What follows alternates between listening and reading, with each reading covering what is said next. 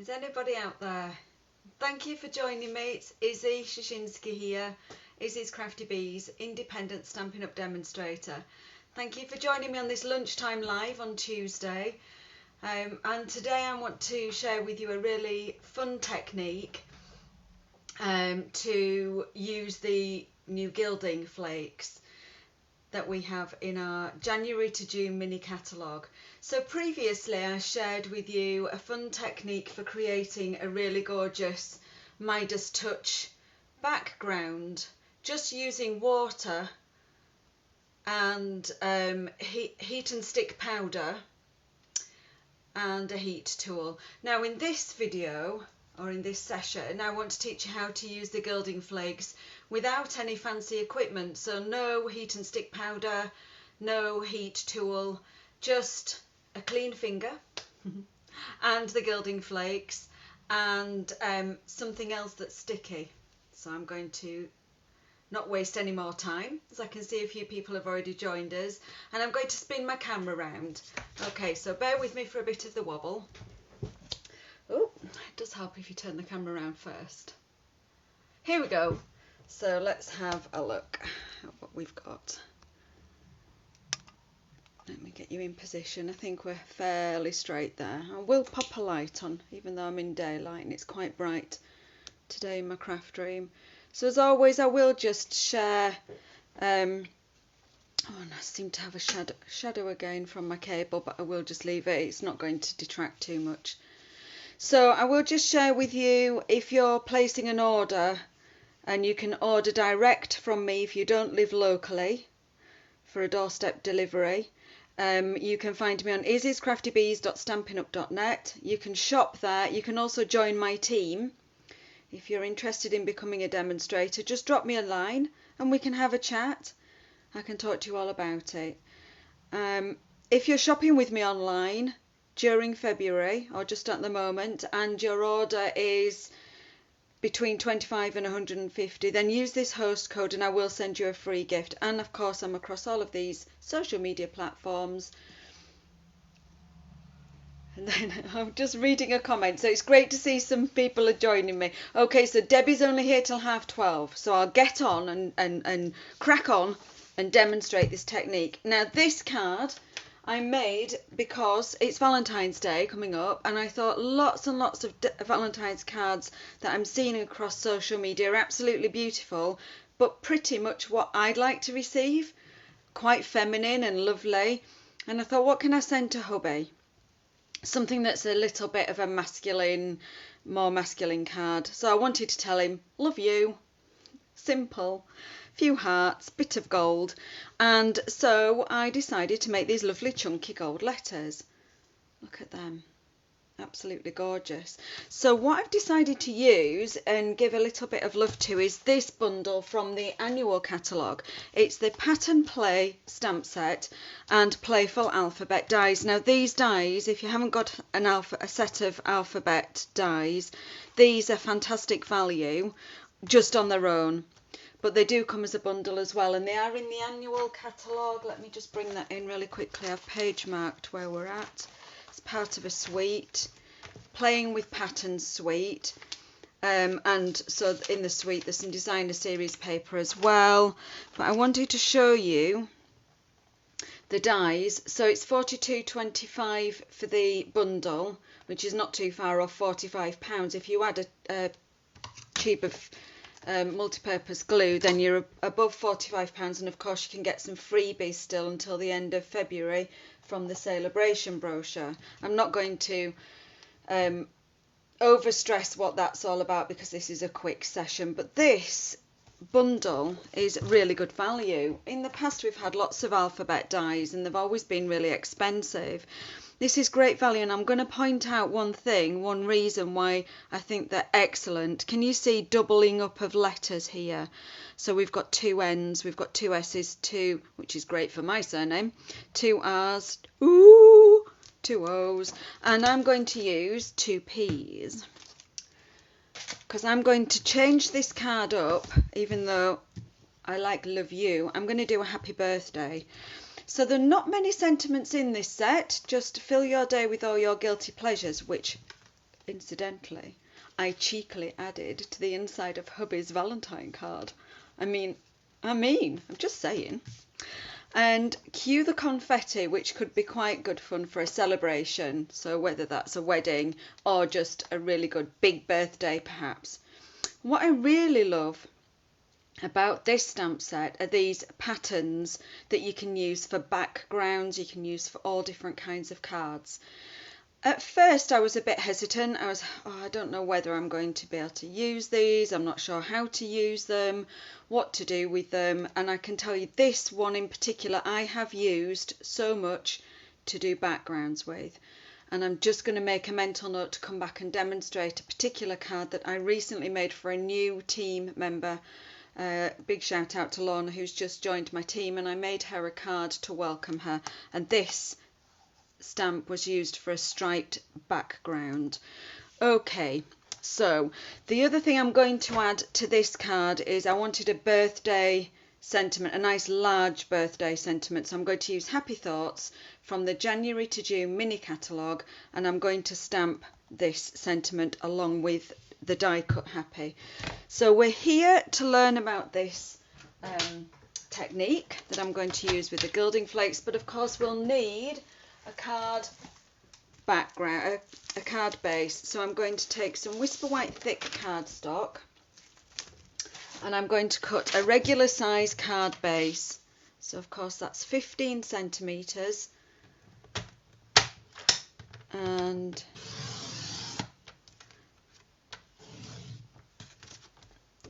I'm going to score that at 10.5. Just move my cutting blade out of the way and use my scoring tool. So I've now got my card base. I also want to cut myself a layer, top layer, and I'm going to use white regular cardstock. Now I'm using up my Whisper White cardstock. I'm waiting for my new basic white card to arrive. It's on its way.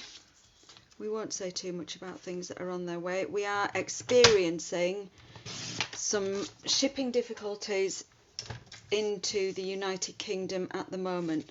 So I just cut that at 14 centimeters. Apologies, I'm just going off piste here.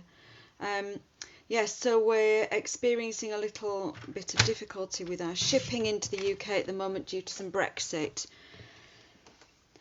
shenanigans. I'm just going to leave it at that.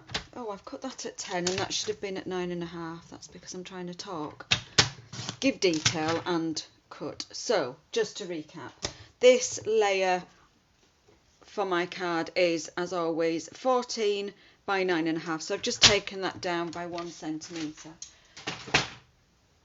And the first thing I'm going to actually do is I'm going to go and cut my letters and show you this technique. I'm going to come back to my base card and my layer in a few minutes. So how did I cut these gorgeous letters? Well, I used the dies, Playful Alphabet dies, and I've used, did anybody know that in the Annual Catalogue, as well as selling foam adhesive pads, the dimensionals, in 2 different sizes and 2 different colours, we also sell Big Brother foam adhesive sheets, and they come in this little square, and they come, I'm trying to remember how many to a pack without rattling the packaging, because it does tend to interfere with the microphone. I think 1, 2, 3, 4, 5, 6 sheets of this foam adhesive pad. I'm just reading Debbie's comment. I will come back to you about the magnetic sheets that I store my dies on, Debbie. I actually had mine given in bulk. I was incredibly fortunate, but I do know somewhere that you can get them online, so I will come back and I'll drop something into comments afterwards. It's a really handy way of storing your dies, so thank you for pointing that out. So what I'm going to do is I'm going to use, you can see I've already had 1 sheet out and chopped it in half, and that was this sheet. So I'm going to use this sheet to cut my Happy, and I'm going to use my mini machine for this because it fits beautifully. So look at that gorgeous machine and how it folds up and saves space on my desk. So I'm actually going to use plate number 1 plate number 2 slightly offset, so I'm just leaving a little gap there. Balancing that on the plate. I'm going to use my foam sheet, and I'm just going to pop the letters on, and you don't need to arrange them in order because they're going to be cut out singly, and we're going to arrange them onto the card. So I'm just going to lay them onto the foam sheet. And when I first looked at this, I thought, gosh, that thin die is never going to cut through that thick foam sheet, but it does. Now I'm putting plate number 2, another plate number 2, over the top, and you can see where I left that little lip, and what that does is when it goes through the rollers it helps it pinch. And I knew I'd lose a die there. Let me just pop that back in. Faffing with my sandwich. Well, it is lunchtime. So I'm going to run that through the die machine. There we go. Get that started. And it does make a few crackles and pops as it's going through because it is quite a thick foam sheet. If I just try and hold that sandwich endways, you can see it's thicker than regular cardstock. I'll just pop my die machine to one side. So we don't need, oh yes, we will need that actually again in a few seconds. Ooh. There we go. So it doesn't matter how you actually place and position these in your foam sheet, but what you want to do is carefully then lift off the dies and leave them actually in position in the sheet. So I'm just going to get my take your pick tool, and I've got the pointy end. We've actually got some release holes in these dies, so I will just go ahead and give them a gentle press, and I want to leave the actual foam sheet, the letter inside the foam sheet. It's just, when you see the technique, it just helps to have it intact rather than an individual letter on the desk. Let me have a look. There we go. So now we've got our foam letters beautifully die cut. I'm going to bring in my gilding flakes, which are housed very carefully inside a plastic box with a lid. Now nobody breathe, please will you all hold your breath while we do this next bit. And what I will actually do is I'm going to put my foam sheet inside the lid of the box just to capture any flyaways. Okay. Oh, Alison says 12 sheets in a pack. Oh, I only counted 6, so maybe, yeah, okay, that's great. Thank you, Alison. So the next thing I'm going to do is I'm going to put my glasses on so I can see what I'm doing. Is I'm going to very carefully peel off the backing from the letters, again leaving the letters intact in the actual sheet. So a pointy pokey tool, piercing tool, whatever you want to call it, pair of tweezers, just something to help you do this might be useful. I'm just going to get rid of that backing into the bin, and you can guess what I'm going to do now. I'm going to pick out some gilding flake.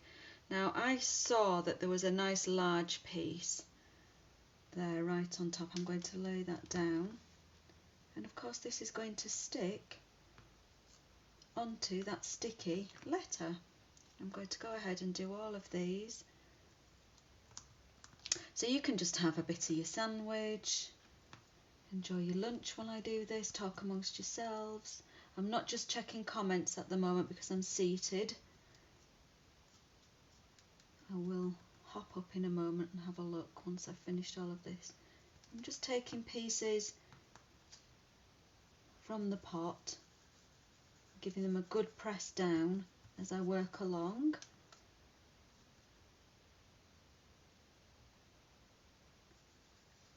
So this is a super way of getting these beautiful gold flakes into action, even if you don't have a heat tool. It's worth remembering that you can use these flakes quite simply with anything that's sticky. And when I say sticky, I mean tacky. It doesn't need to be wet glue, really wet glue. It needs to be tacky.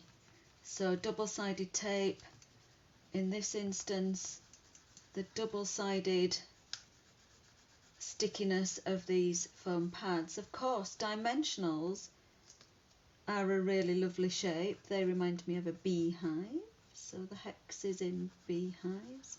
So that could be a fun way of using a dimensional just for a an embellishment perhaps. Now you can see that the static, if I just switch that round, the static is keeping the gilding flakes on the peel off backing. So if you're precious and you want to reuse these bits, you can scrape that off. As you can see, when I did the word love on the other side, I had little remnants left. But to be fair, this pot is massive. You get such a lot in the pot that for the effort that it takes to actually scrape it from the background, it's really not worth it. All I'm doing is making sure I've given these letters a really good burnish with a clean finger. And then they should be ready to lift out and use on my project. I'm going to actually leave them. I'm going to pop the lid. Let me just take off as much of the excess as I can without taking too much time. I'm going to pop the lid back on my box just so I can put my gilding flakes across to the other side of my desk, out of harm's way. They're really static and they really fly away, so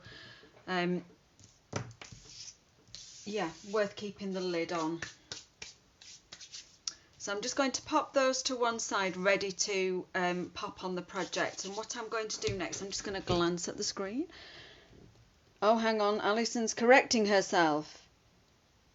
Yes, there are 6 sheets. I thought that's what I counted. Not to worry. Thank you for looking. It's always handy to have my sidekick there having a look for me. So I'm going to take my layer that I'm going to decorate, and where I stamped some lovely hearts on this one, and let me bring the stamp set back in just to show you. So we get these hollow hearts or outline hearts and these solid hearts. 2 separate stamps in the set, but for this card, because it's a birthday card, I'm going to use these pops. I'm going to call them pop stars, oh pops, and these little blobs. And of course this is 2-step stamping, so you can actually stamp the outline of the heart in one colour and the solid heart over the top in another colour, and the same with the pops and the dots. Okay, so I'm going to use, let me get my colours here. I'm going to use Bermuda Bay, just to change that colourway out. The spots or the dots in the lighter colour and the explosions in the darker colour. And I'm just going to work straight across my card. I'm going to grab a sheet of scrap just to pop underneath, because I've changed my wallpaper on my desk and I don't want it to get messy so quickly. So I'm just going to stamp right the way across randomly. I'm going to go on a diagonal across the sheet. I've got a very juicy ink pad, so I'm taking my time to be careful. You can see I've got excess ink all the way across there.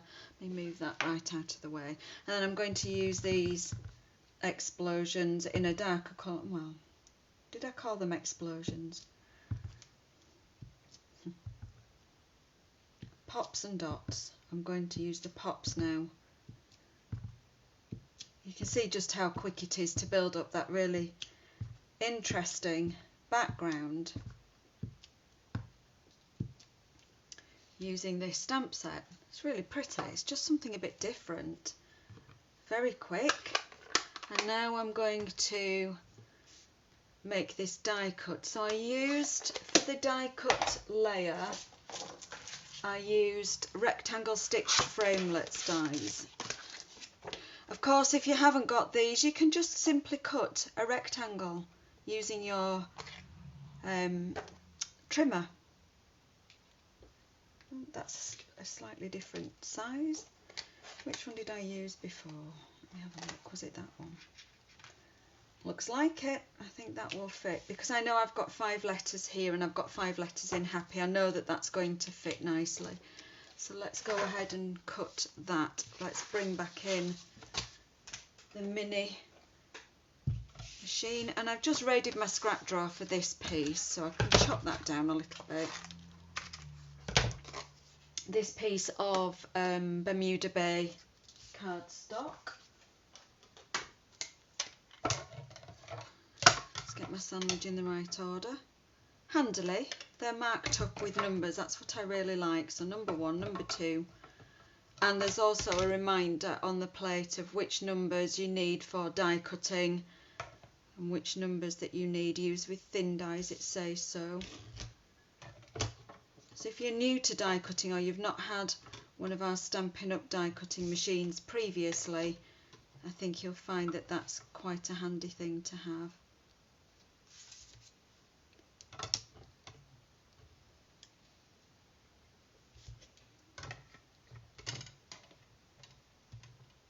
And oh, I'm left-handed. Oh, look. That's so awkward. Alison, how do you ever manage being left-handed? Ooh.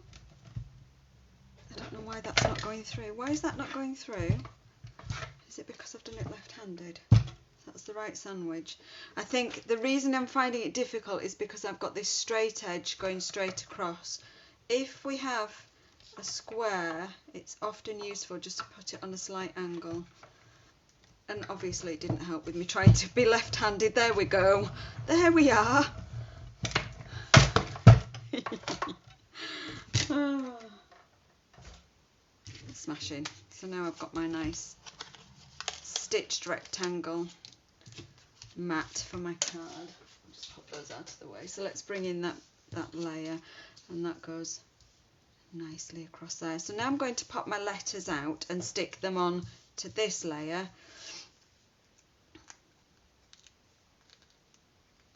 And we need to do a bit more burnishing to finish these letters off. There's quite a bit of time to just take finishing these letters off once we get them freed, because they look a bit frayed around the edges. So let's just work on those. That's better. Pop them all out from the base. And we still have little bits of gold everywhere. So what I found worked really well. Just finish off with your fingers as much as you can. So we know that the flat surface is great, that we've worked around that with our finger. And what I found was useful was to take a pencil with an eraser tip, and don't be tempted to go over the top, but definitely around the edges. That's quite a handy way of just finishing off those nice smooth edges. I say don't be tempted to go across the top, because it actually dulls down the gold.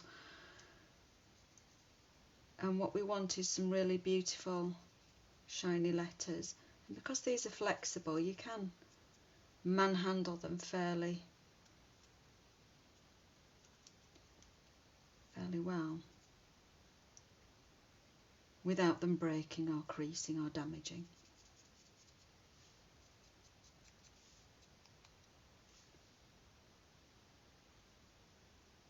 And we just all we're doing is tidying up those edges, and you get the idea. And I'm going to just lay that down.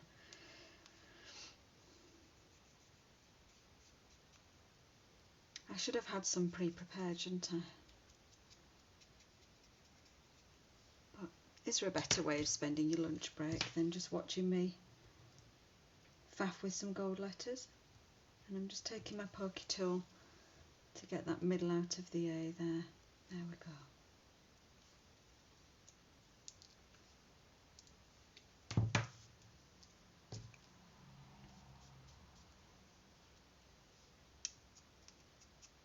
So I hope you're all keeping well and happy. What are you all up to for the rest of the day? Who's working from home and who's not working from home today? Who's not on lunch break?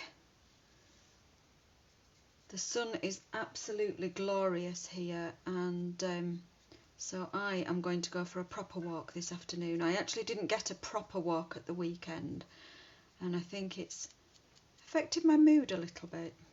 Not that I've been down or anything, but just, I don't know, less motivated, shall we say. So I'm going to actually go. My husband's working today, so I think I'm going to go for a proper walk. Now look, this bit in the middle. I'm just going to use the end of my pencil just to pop those gold flakes flat against the edges. It's just a case of burnishing them and tidying it up. So both ends of the pencil work, but this rubber tip just really helps to remove any excess that we've got along the edges.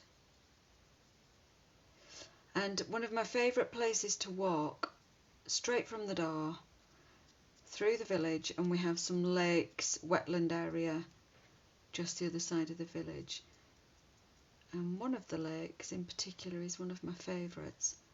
I'm going to go and have a walk around there. It's not one of Andrew's favourites, so because it's not a fishing lake, so I'm going to indulge myself and walk around it this afternoon. Let me just move those. I'm going to give this piece a blow.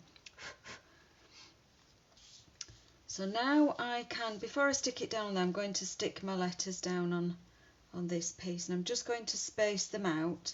Whenever I'm doing a project that needs anything spacing out, I lay it down dry first without sticking it, just to get an idea of the spacing in my mind's eye. It's not that I want to be particularly precise, but in my mind's eye now I can just remember that kind of spacing in between each letter, and I'm going to simply go ahead and peel off the backing, because these work just like dimensionals, and I can peel off the backing and stick them down to that layer. Ooh, very carefully with fumble fingers.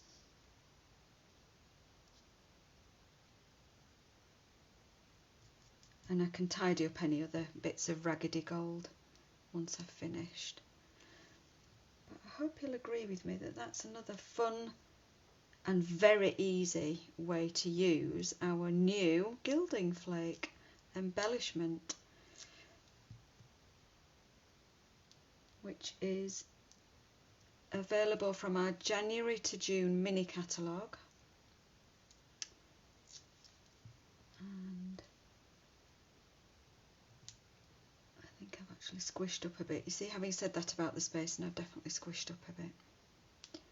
But hey, it's a demonstration, you get the idea.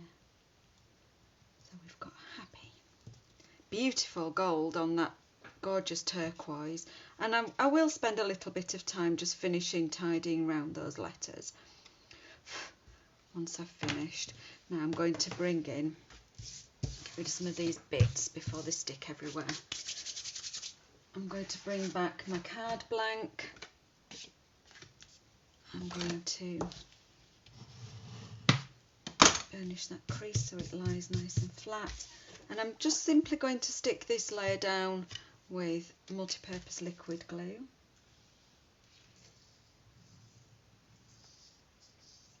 And I'm going to finish off the sentiment as well. I'm trying really carefully not to transfer my nail polish to the white card base, even though I've got a top coat on my nails. it sometimes just transfers, so I'm being really careful. That was my treat to myself, was to sit quietly and paint my nails on Sunday. And then I thought to myself, why do you do that on a Sunday?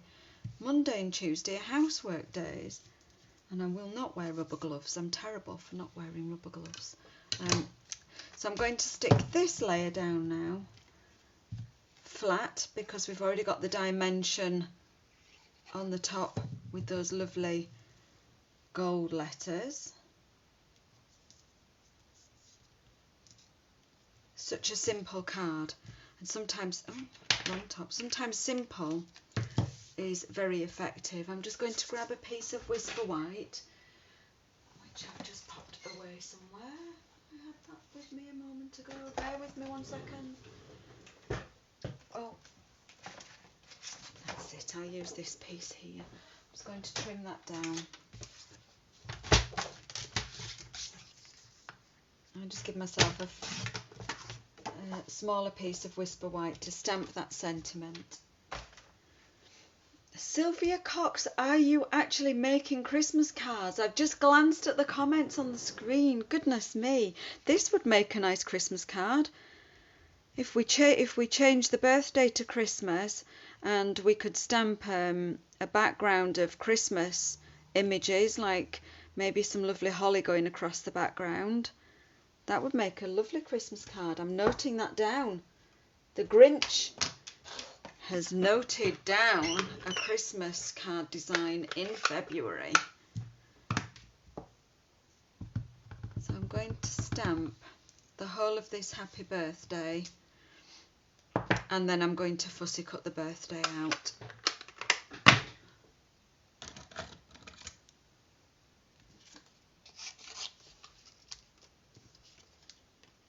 So first of all, I'm going to get rid of that happy.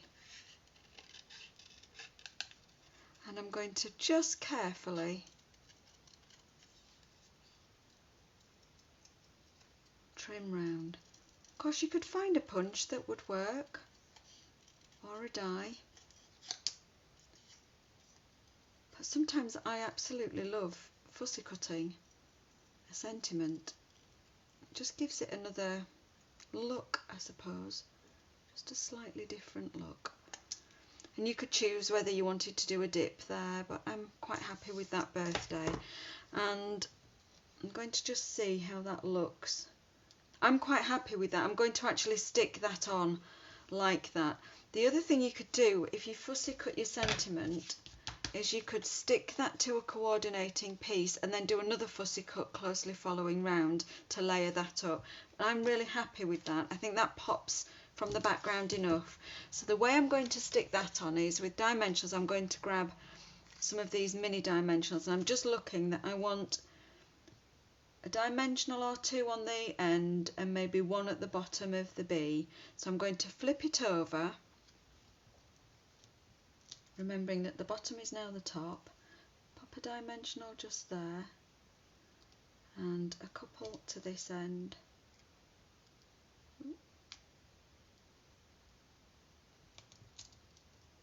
Probably one would do it, but let's pop a couple on.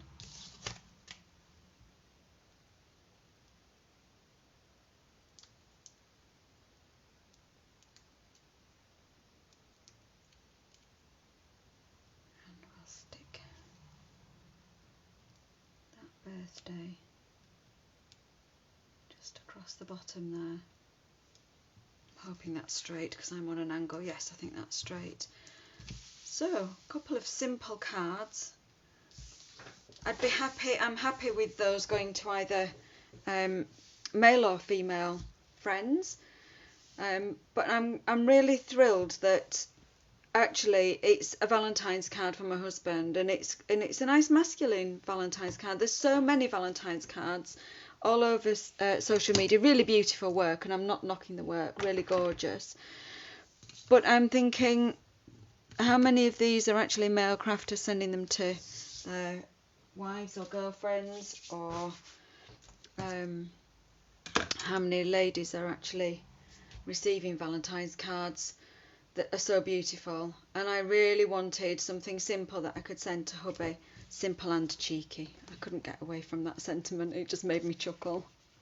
So, really simple, really nice technique to use with those gilding flakes as well. Look at how gorgeous they look. I know I'm not quite straight here, but it's always difficult when you're on camera. I think this one's straighter and probably better spaced out. But just look at the beauty of the gilding flakes. You get some texture, but you get that really lovely bright shiny gold as well. And heat embossing gives you a nice bright shiny gold, but it doesn't give you that texture. And you can't heat emboss on top of your foam sheets either. So I hope you've enjoyed that. I'm just going to spin you back round to say goodbye. Bear with me while I get you nice and straight.